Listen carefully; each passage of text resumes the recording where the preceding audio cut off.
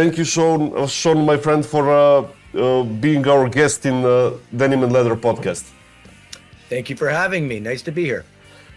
Oh man, I gotta tell you, I've been a fan of Canadian rock a long time, since I was a kid, since Bryan Adams and since Rush and stuff like that. And after that, I found out that even Sebastian Bach is Canadian. Peterborough, Ontario. Yep. Yeah, and I became fan of you, of your bands, of Lee Aaron after you entered, and Crash Kelly, Helix. I know Helix even before. So I wanted to ask you, how did you get to play in so much legendary bands at first? Well, honestly, a lot of luck. A lot of things that just kind of happened sequentially. Starting off, I guess, really in the hard rock realm with Helix.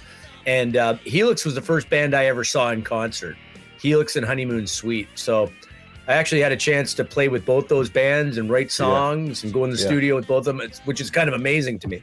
But Helix started off, I bugged Brian Vollmer for a long time to join Helix. And he always very politely said, we don't need anybody. We don't need a guitar player. But at one point, they needed a bass player. And a good friend of mine, Mitch Lafone.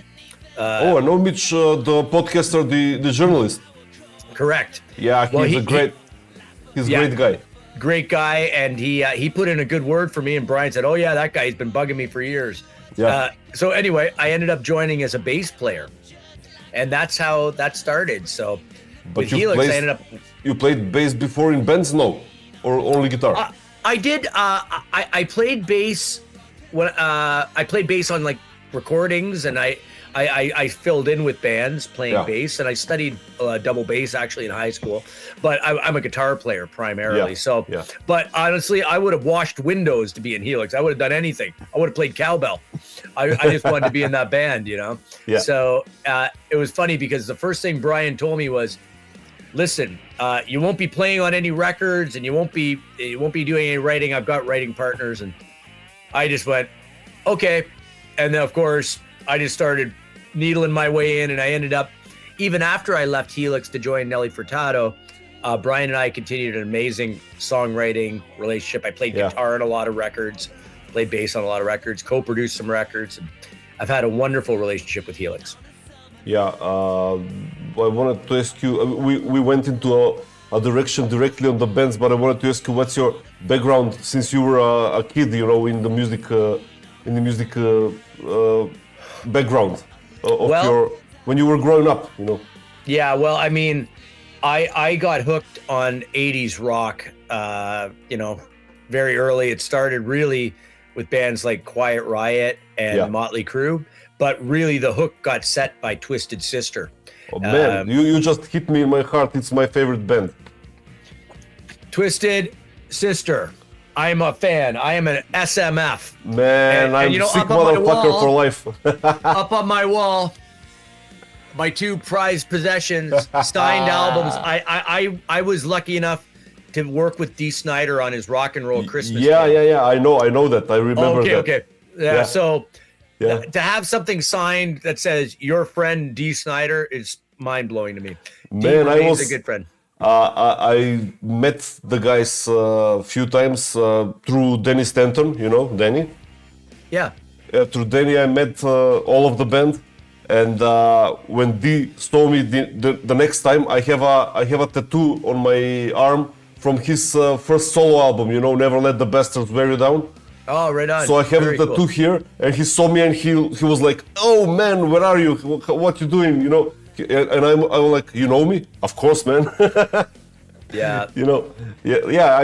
I am also a huge fan like you. Very cool. Yeah. So that's how I got into it. It was 80s rock, and through discovering more about the 80s bands by reading about them, I became obsessed. I found out that their influences were obviously from the bands from the 70s, the 60s, and 70s. And I have a sister who's 13 years older, and she had a record collection, and then I went back and started discovering bands like T-Rex and Sweet and Queen and Cheap Trick, and all of a sudden it started all making sense. And really my whole identity as a musician and a player has been based on 70s and 80s hard rock. But ironically, that actually ended up leading me to study classical guitar. And that studying classical guitar was a way for me to get to a big city. I lived in a smaller city called North Bay, Ontario, and ended up going to study classical guitar at the University of Toronto. And I knew from reading the backs of records, a lot of major record companies were in Toronto. That was a big city, so that was always my goal: get to a big city, figure out a way to be one of those guys making records. That's what I wanted to be. I wanted to be making records. I wanted to be outperforming, and I kind of dove in, learned a lot of lessons the hard way, made a lot of mistakes, but started meeting people within the music industry. And really, to answer your first question, that's how it started, just by meeting people, being out in the scene. And really, my career is predicated on friendships, and it's the most important thing I've gotten out of music is friendship. I realize that's kind of the crux of the whole thing for me. Yeah, you started in the 80s to play, late 80s or 90s? Yeah, well, I mean, I got my first guitar in 1984. Okay. And then I jumped in front of the mirror for a few years before I learned how to play anything. But but I started playing in clubs quite young. So like by 89, I'd already started playing in bars. Oh, okay. And playing with top 40 bands and cover bands. Yeah. And so I was already kind of getting into the scene. As soon as I could throw a few chords together, I was looking for people to play with. And I was lucky to meet musicians who were a lot older, who kind of showed me the ropes in North Bay. And I got that experience of playing 3 nights a week, and making money at it. And I also played guitar in my church. I was a staff musician. So I was making money in high school playing music and making pretty good money. Yeah. So that was something I'm really glad, because I'm grateful for, because I kind of expected to get paid. A lot of people now don't. And I think you have to show people how to treat you, So I kind of learned a little bit about the business, and even started cutting my teeth with recording and songwriting, and, going through the process of writing terrible songs. But eventually you accrue friendships and you accrue experiences, and, opportunities start to present themselves, and you have to be prepared. It's success is when luck meets preparedness, right? That's kind of what I aspire to. It seems to me that luck struck you for a few times there, to enter some legendary bands, Canadian rock bands, and Nelly Furtado. How did you get that gig? Well, the Nelly Furtado one actually came out of a friendship, really. My guitar tech in Crash Kelly, and I was in a band called Revolver with Nick Walsh from Slick Toxic, and I met Damon Enright. Damon is a wonderful guitar technician, great guitar player too, and we were good friends. And he phoned me up just to go for a beer or something one night, and I knew he had been working with Nelly Furtado. And actually, he'd been helping me. I'd recorded some classical guitar records, and he'd been coming out and doing some teching for me when I was touring behind that. And he said, oh yeah, I'm working with Nelly. And all of a sudden he went, wait, you play nylon string guitar, don't you, Sean? And I said, yes. And he goes, Nelly's looking for somebody. She had just recorded a Spanish album and wanted somebody who could play nylon string guitar, but also could play pop and rock. And to be honest, at first I said, I don't know if I'm the guy for you. At that point I was in Helix, and quite happy to be in Helix. But he said, no, man, this is a great gig. You go all over the world. And I said, well, yeah, I'll give it a try, So I went down and met Dean Jarvis, the music director. I was actually just talking to Dean this week, actually. And I went down and, played some guitar for him. And he said, yeah, okay, let's try it out. And I kind of went down and rehearsed for about a week with the band at a big major sound stage before Nelly ever showed up. And one day, she did show up and played through, and I still didn't know if I had the gig, and then I ended up phoning up Dean and said, "Dude, I gotta know, man. He goes, "Oh yeah, man, you're good. We're going on tour." Yeah. They just didn't bother to tell me. But it was, I got to tell you, man, those years playing with Nelly were absolutely incredible. You still play with her? I don't anymore. But it was for a long years. Long right? time, yeah. Long time. Like, I mean, like 10 years maybe. Oh yeah, at least.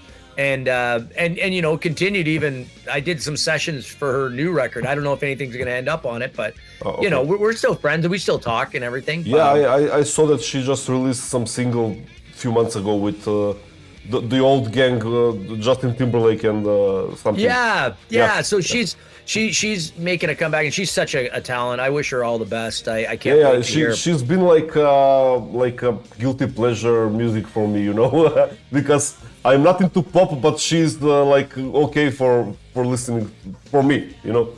Yeah, well, she is a very diverse and talented creator. Yeah, I got that. Yeah. Yeah, and man, we had some absolutely amazing gigs. We did. My favorite thing to do with her was actually playing, just me and her playing acoustic guitar. I saw something and singing. I saw something like both of you, but played electric. I think both of you. Some video clips on YouTube. Oh. Yeah. Well, believe it or not, she used to take guitar lessons with me, and one of the things she wanted to learn was to play like a guitar solo. So we ended up doing it, and we ended up doing like a Thin Lizzy type harmony guitar solo. Yeah. And she nailed it. Like, I mean, you know, it's not the easiest thing to go in front of 10,000 people with a cranked amp and get up there and play. And she just rocked it. So yeah. So that was very cool. I saw that it has a sense of like a pop rock. It was not pop. It was not just pop, you know. It has a rock feel. Yeah, what was cool about playing with her was you could be who you wanted to be, you know. And I mean, at that point, you know, when I got the gig, I'd already been playing for long enough. I mean, I am who I am. Yeah. I love all types of music. I really do. And I played all types of music, but I'm a rock and roller. Like, that is 100% what I do. Yeah. Even when I played classical guitar, I played like a rock and roll. You know what I mean? I've seen when you're on stage, you're like another persona character on stage, charismatic and playing great. I mean, that's. Well, thank you. You have the look, you have the charisma, you have everything on stage, you know. Well, like I said before, I spent as much time jumping in front of a mirror as I did learning my scales. I probably jump in front of a mirror better than I play scales. So how did you end up in Honeymoon Suite? What was with them? Well, the Honeymoon Suite thing, I had done some writing with Derry way back, even as early as 2000, like year 2000, 2001. I'd reached out to him, and we tried to do some writing and came up with a couple of things, and you know, got along well enough. Yeah. But then through the years, we would see each other on different bills, you know, and playing. And at one point, he wanted to work on a new record, and he asked me if I wanted to come along and do some writing with him. And I wrote with him and Johnny and the band, and we ended up writing a bunch of songs for an album they put out called Hands Up, which they put out independently through Pledge Music, and that was great. Like, a wonderful experience, you know. Got to go in the studio with them. I didn't play anything in the studio, but I was in there while they were working on songs, and had a nice experience. And then I got a call. I was actually on the road with a band I was in called Trapper, and we were out supporting Def Leppard on a tour, on some dates on a Canadian tour. And I got in a call. Derry's wife had fallen ill. She'd been sick, and he had to go home, and they needed a person to come in and play a gig at an arena in Burlington, Ontario, Canada.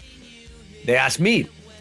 And fortunately, like, I grew up with those songs, and their guitar tech was Damon Enright, the guy who got me the job with Nelly Furtado and who I'd worked with. So I was able to go in there cold and, you know, go do an arena show filling in. But I grew up with Derry's playing. I grew up with those songs. They were in my head. And then down the road, Derry had to take a few weeks off, and I ended up doing 7 or 8 shows with them, just filling in for Derry. That was a wonderful experience. So really, I was just in there helping them out, you know. I didn't really, I wasn't in the band or anything, but I got the experience of getting to play those great songs. I even got to use Derry's signature, the tread guitar, the famous guitar, because I had just, like, literally gotten off that Def Leppard run and was right there on stage with them. Great. I just saw that they're releasing a new album on Frontiers Records. So yeah, and it's excellent. Excellent record. Yeah, great. And then you did something with Coney Hatch, right? They are also legends. Well, yeah, I've been a member of Coney Hatch now. This is my 10th year. You still play with them? Oh yeah, we just put out the first 2 new Coney Hatch songs in 10 years. Awesome. On a live album called Postcards from Germany that we recorded back in 2018. And awesome. I'm an active member of the band. We just actually were in the studio working on some new music. Yeah. And for Record Store Day, we have a double vinyl record coming out on Anthem Records, home of Rush. How cool is that? Anthem Records, the new Coney Hatch Postcards from Germany, which is available now on CD. Awesome. I didn't know that you're still with them. Sorry, can you just, the camera is a little bit off. Can you just, great. A little bit higher. So, yeah, great. Okay. Looking great. The next question I wanted to ask you about what was with the Dee Snider's Christmas Tale shows. How did you enter that? And it was like a theatrical show, right? Yes. Well, that came about because earlier I had been a member of a band called 4x8, and 4x8. Wait, you've been with them? I was the first guitarist in 4x8. Really, with Todd Howard and AJ Pero, right? Yeah, it was actually the first version of 4x8 was myself, John Reagan, Todd Howard, and Stet Howland from Wasp. And Stet, really? That was the first incarnation, the first band, and that was put together by Danny Stanton from Collier Entertainment. Danny that I mentioned. Yeah. So what happened was, hold on a second, my earphones are falling off here. Let me fix them. Okay. What happened was Mitch Lafone. Sorry, your camera is off again. Great. Yeah, great. Okay. So Mitch Lafone had put together a Kiss tribute CD for a cancer hospice. Okay. And I actually recorded a track with Terry Illis, who was the singer of Great White at the time. Yeah. XYZ. Yeah. Z in Canada, XYZ in the States. Yeah. But I had recorded a track with Terry for that, and John and Todd had gotten back together to record a track for that. And if they wanted to keep playing, and I think they probably wanted to put together Fraley's Comet, I would think, but Ace wasn't interested in doing it or wasn't available. I don't know what the story is. Yeah. But Mitch, once again, recommended me. So John Reagan reached out to me, and I said, great. Yeah, I'd be very interested. And I ended up going to Long Island, and we had our first rehearsal. We had our full back line all set up. Yeah. And we got along great, played great together. Had a great... You recorded something? I did, but first we played some gigs. We did a show in Long Island at Amityville. Then we played at the Chance Theater in Poughkeepsie. We did a live to radio show. And we ended up going to Belgium. We played the Alcatraz Festival in Belgium. Oh, great. Yeah. With Wasp and Marilyn Manson, Twisted Sister. And had a great time. And then they wanted to start working on a record. And we did. We began the record. But during that time, Stet had been in a bad accident. Oh, he was unable to play. AJ Pero came into the picture. Yeah. And at that point, the music, I really was kind of hoping for something that was more in the 80s direction, more something along the lines of the first 2 Fraley's Comet records. Yeah. They were going in more of a modern direction.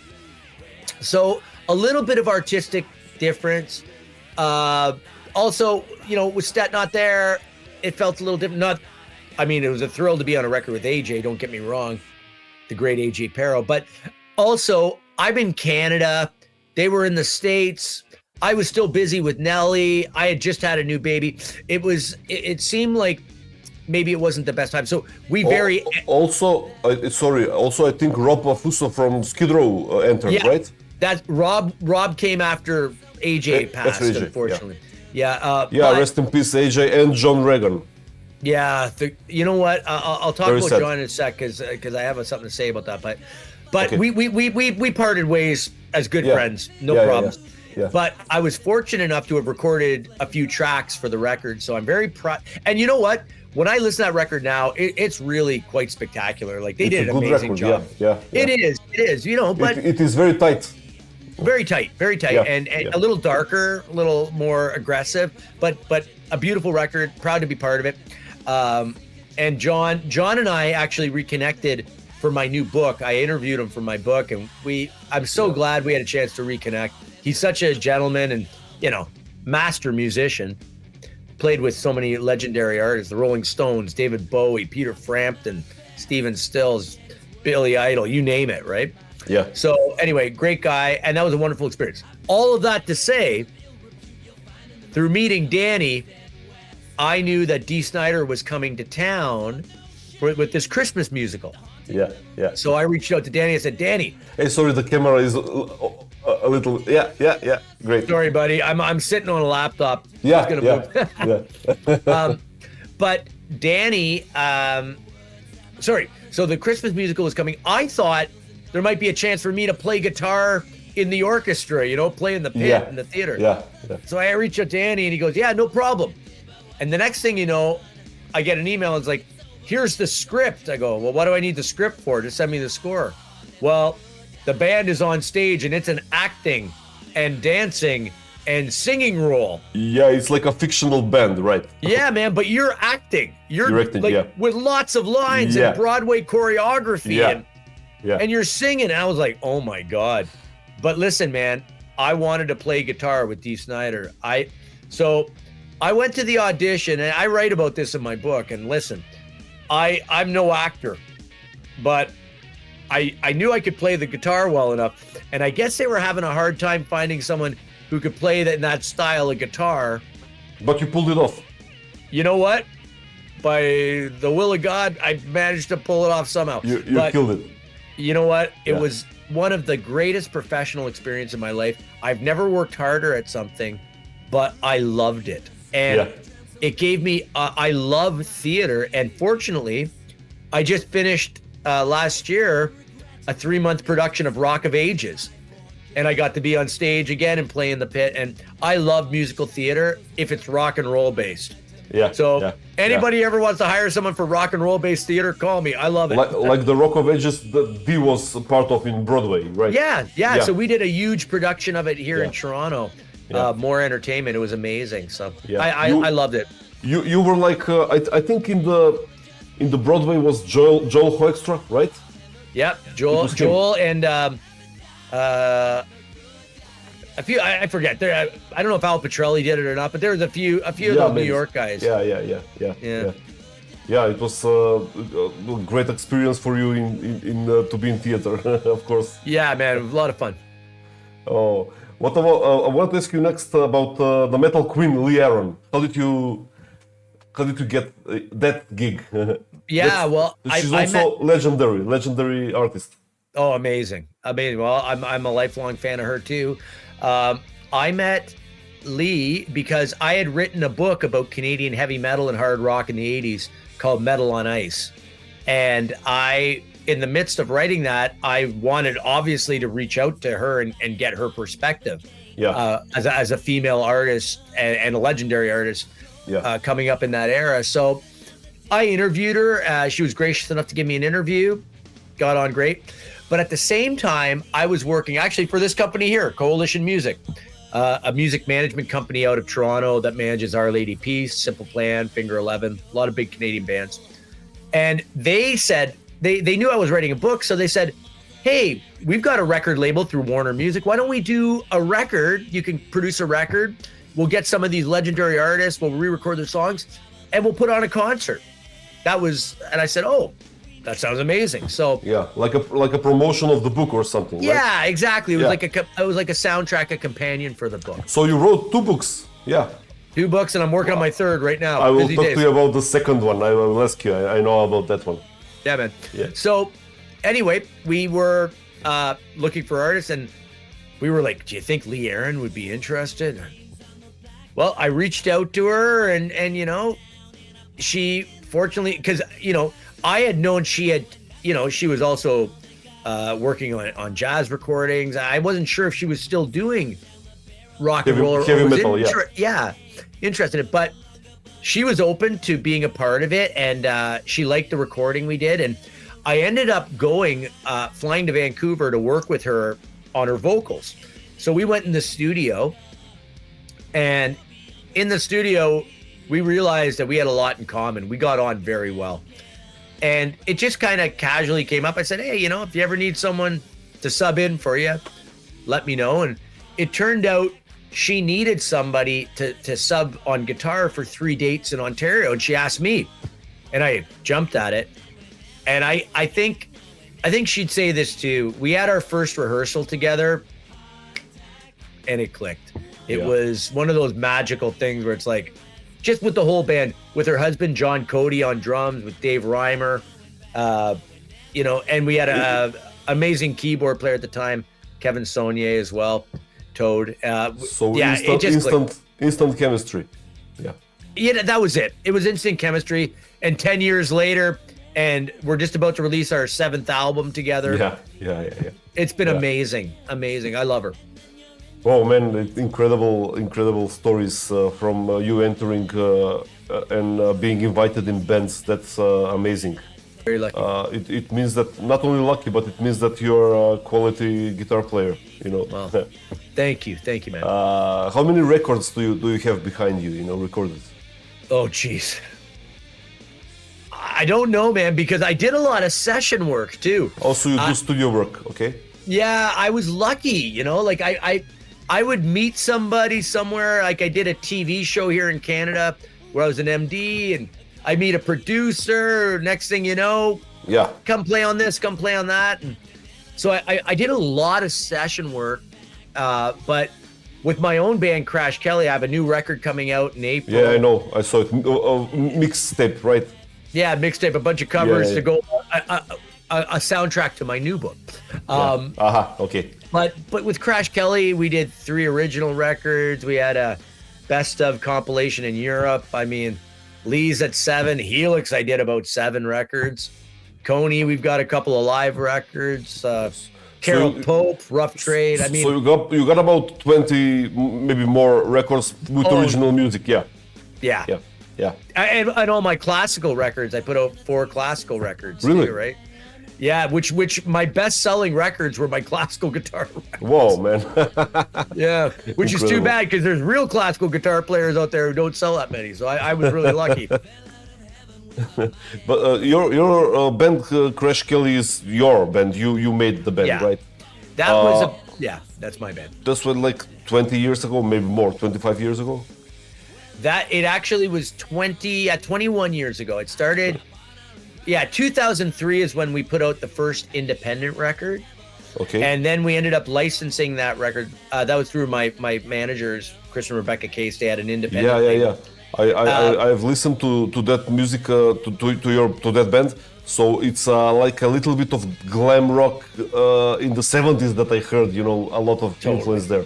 Yeah. Totally. That Crash Kelly really is...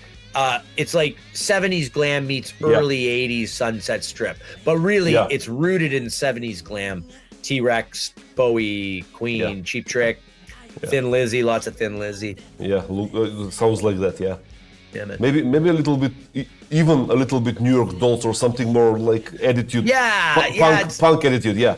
There's a little bit of punk in there for sure. Like, and I'm a trashy singer, right? I'm no Pavarotti. Let's put it that way. But no, sounds great. Bless you. But, you know why? I love singers like that, like the guy from LA Guns. Like, man. Well, it's funny. I covered an LA Guns song on the new Crash Kelly record. Really? I love it. Yeah, man. We did Sex Action on the new. Great song. Yeah, man. I'm anxious. Pretty soon, actually, you're gonna start hearing clips from it. It's funny. I have that record's coming out through my merch company, Rock Paper Merch. They have a label called Music in Motion. Okay. And we were talking about streaming. I'm like, I don't care if it comes out on streaming. Yeah. Most of my friends are gonna buy it on CD. I kind of like, people say, well, you gotta stream, and it's like, well, I don't have to do anything. Go buy it on the CD or don't. It's, to me, it was just a passion project. I just wanted to play those songs, and Yeah, we Crash Kelly actually opened for LA Guns in LA. Really? That was In fun. LA? Yeah, man, at the Vine Street Lounge, Hollywood and Vine, heart of Hollywood. Well, when? At the beginning? That was in 2006, I think. It was around the beginnings, yeah, of Crash Kelly. Around the beginnings of Crash Kelly, not the beginnings of LA Guns though. Yeah, of course. They're early 80s, I think. So about Crash Kelly, what's the name again? You know, I heard I read something about the name. It's some player, your uncle or something. Yeah, my uncle was a pro hockey player, and his nickname was Crash Kelly because of the style of hockey he played. And so I named it as a tribute to him. I loved him, my Uncle Orville, and I thought it was a cool sounding name, and I thought it was a good was like tribute. his nickname, yeah? Yeah, that's right. It sounds very, very good, very good, very good. Well, thank you. Sounds great. By the way, there's another Canadian newer band that I like, Monster Truck, great band. You know what's funny? I love them too, and I did a benefit concert with Gilby Clark, Bumblefoot, and Steve, the drummer from Monster Truck. Oh, okay. Yeah, we did. Bumblefoot, Gilby, and I were doing a guitar clinic for Guitars for Vets, a wonderful organization that I do some work with my brother Steve Gillis. But we were doing a benefit. We were doing a clinic, and there had been a tragic accident in Humboldt, Saskatchewan, with a hockey team, and their bus was in a terrible accident. Many of the players died. Some were really seriously injured. So we did a benefit concert, and we ended up playing a bunch of Kiss songs and some T-Rex in an arena. And anyway, that was good, huh? Monster Truck played too. It was great. They were wonderful. Yeah, very good band. Yeah, I love them. They even made some anthem of hockey, I think Enforcer or something like that. Yeah, you remember that song? Yeah, the Enforcer. Yeah, they're pretty good. When we mentioned CDs and digital releases, what's your stance on the record industry now, the digital, the Spotify thing, or what you choose, CDs, vinyls, or digital? Or gotta be in everything? Yeah, man. I like collecting records. I sold all my records like an idiot. And now I'm buying all the records I sold.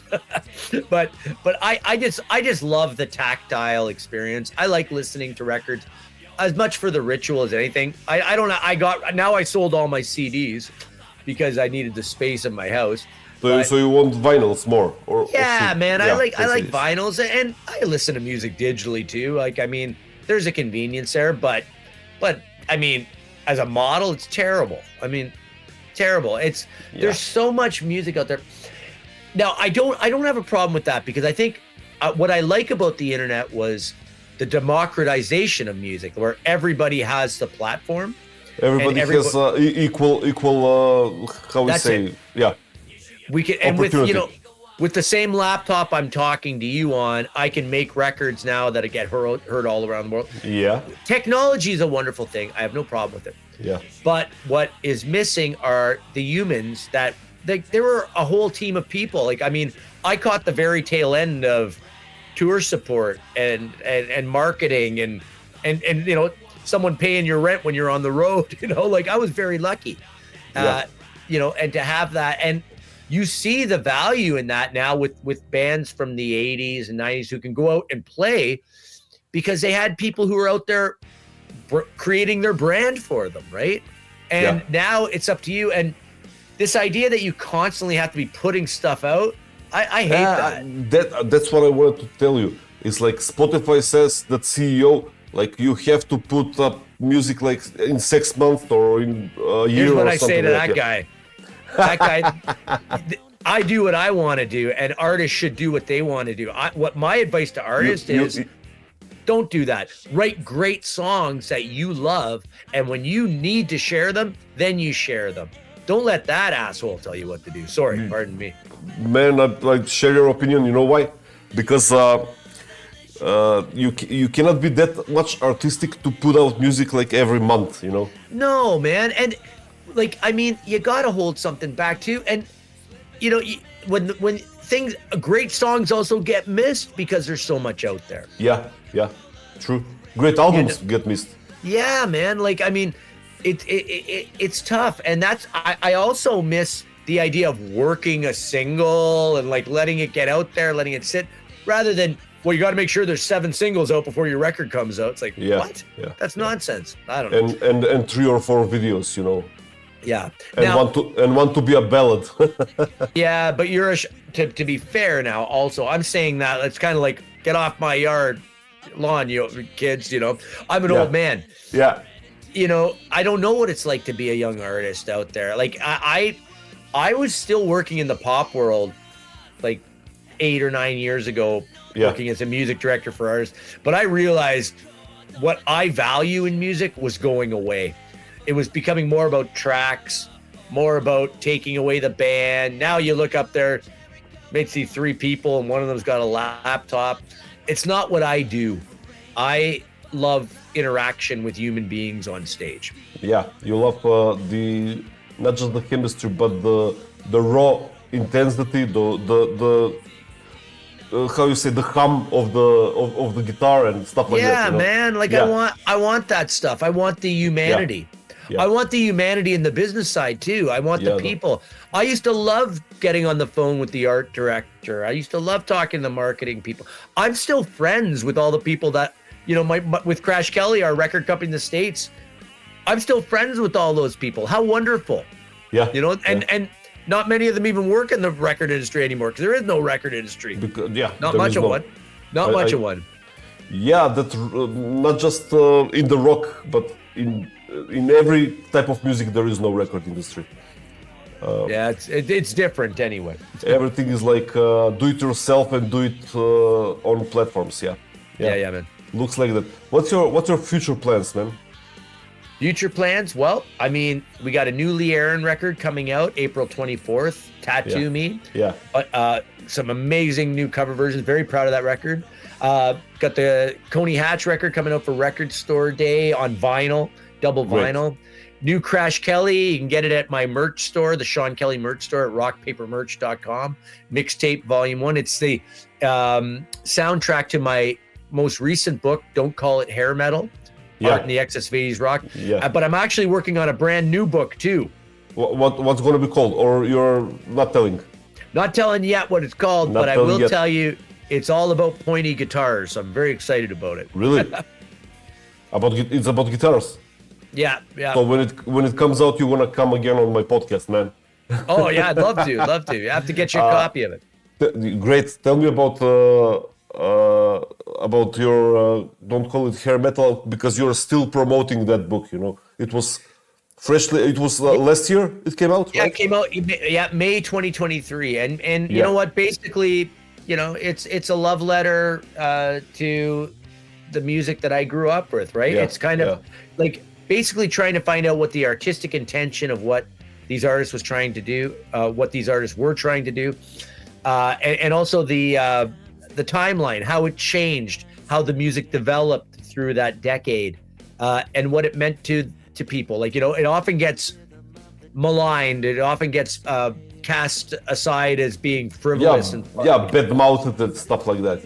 Yeah, but it's there's more to it. People don't go out of their way to make bad music, right? Like, I mean, these people, I think the best of that era deserves to be included amongst the best of rock and roll, whether it's your Def Leppards, your Bon Jovis. Of course. And a lot of like TNT from Norway, you know, like. Oh yeah, Tony Harnell, great singer, great band. Yeah, I love them.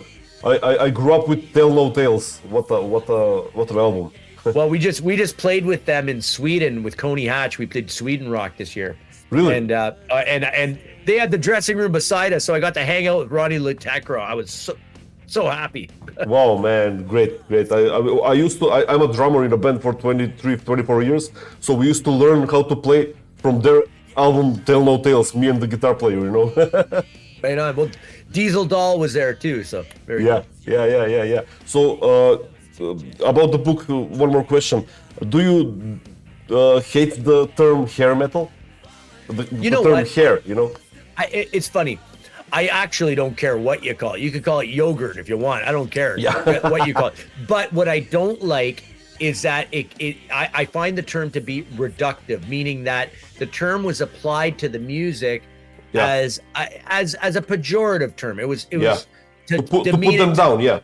To put it down as image first. It literally puts the image, the hair, before the metal, and that I don't like. I'd rather call it glam rock, pop rock, melodic rock, whatever the hell you want to call it. I actually don't care though. It doesn't hurt my feelings. I know what it is. Even if you say hair metal, I get it. Glam metal, even it was like similar term like that, you know.